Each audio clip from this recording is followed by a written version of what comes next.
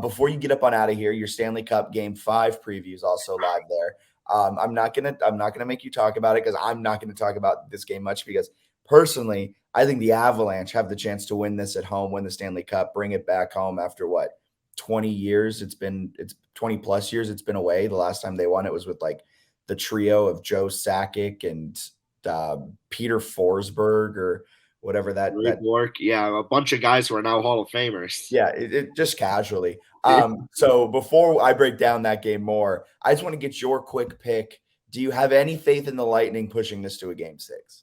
I have small faith in the Lightning just because John Cooper coaches a good team. They've come back before against the Rangers, and they needed to do that on the road, and they did.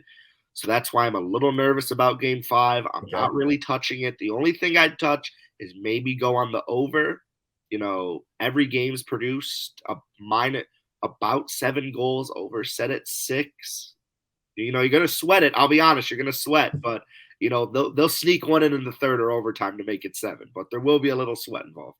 I've stupidly bet the under in all of the games so far. Because in my mind, I'm like, it's the Stanley Cup Finals. These goalies are going to play out of their mind good. I'm one of 3 on because the under just hit this last game barely. So that it started off well. Avalanche were up 3-1 in game 1. I was like, all right, what one more goal? This is easy. And then all of a sudden, they win 4-3 in OT. And I was like, okay. And then from there, I just was like, I got to keep going with the under. At this point, I'm 0 for 4 yesterday. You should just fade me because go with Max on the over because that might be the play. You're at home. Colorado likes to score in bunches at home. And I'll throw this out there for anyone listening. In 8 home games this postseason, the over has hit 5 times for them at home. I love that's a fantastic stat. That's what we brought you on for. Those fun nuggets. You also, what was the other nugget? First time that there won't be an S in the team name. Yeah, first time in the Stanley Cup. At least in the modern era, not, like the 1907 Stanley Cup, but the modern era, like the original 6 and previous. This is the first time both teams don't have an S in their name in the Stanley Cup.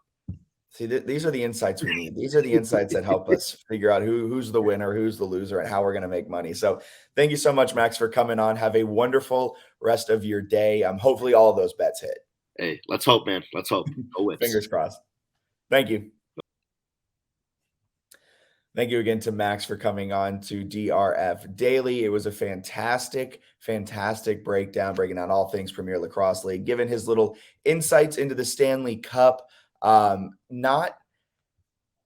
don't know if I fully agree with all of that because I'm an under guy in the Stanley Cup, but clearly that hasn't worked out for me. It's worked out for Max going on the over. I also really like the Lightning in this one. And this is also our featured free game of the day.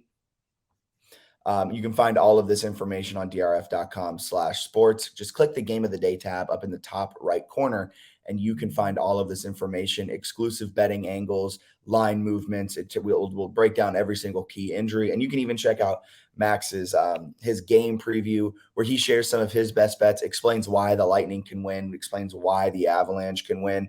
And in my humble opinion, our simulator thinks it, our power line thinks it. The Avalanche are the play in this one. Not a lot of value in the Avalanche. There's a lot of money, and they've come down from, I think they opened at like -150, -140. They're all the way down to -175 now. So a lot of people are thinking that the Avalanche are going to be winning this game. Our power line makes it closer to about -113. However, our game simulator likes the Avalanche to win 3-2. So it gives the edge to Colorado, but it gives the edge to Tampa Bay to cover the spread. And it gives the edge on the under.